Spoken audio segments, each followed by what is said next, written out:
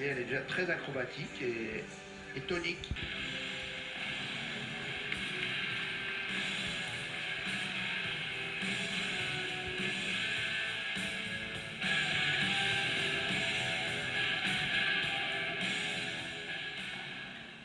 Alors, vous connaissez sans doute le Muay Thai et la boxe thaïlandaise, mais avant le Muay Thai, il y a une discipline, une forme plus ancienne qu'on appelle le Muay Boran.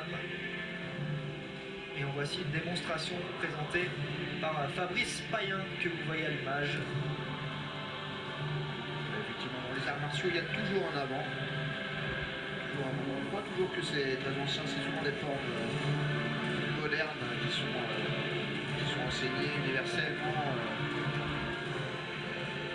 Voilà, mais il y a toujours des racines, il y a toujours quelque chose à aller chercher un petit peu au-delà, et c'est ce qu'a fait Fabrice Payen, qui est un très grand champion de boxe thaï, qui a eu une grande carrière.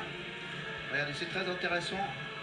Vous connaissez la boxe thaï comme un art pied-point et jeu de coude aussi particulièrement rugueux. Et là, il y a une logique encore plus rugueuse. Je reprends le même adjectif, c'est-à-dire que l'idée, c'est vraiment de faire mal, y compris en défense.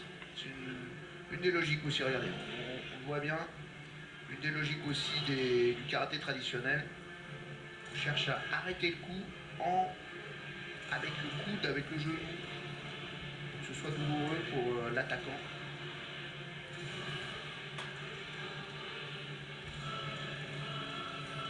Et ce qui est intéressant aussi, hein, Emmanuel, dans les arts martiaux, ce qu'on voit à travers cette soirée, c'est que de nombreux athlètes piochent un petit peu dans différentes disciplines.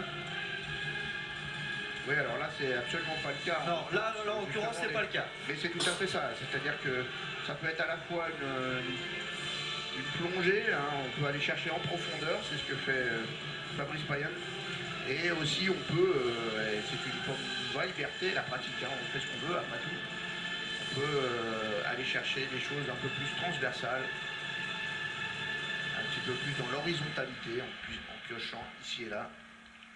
Belle démonstration, on a vu beaucoup de gainage chez Fabrice Payen, c'est des postures traditionnelles, cette idée que le corps doit être fort, doit être posé.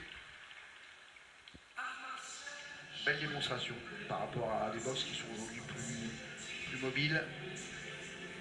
En boxe taille, on cherche vraiment l'appui au sol.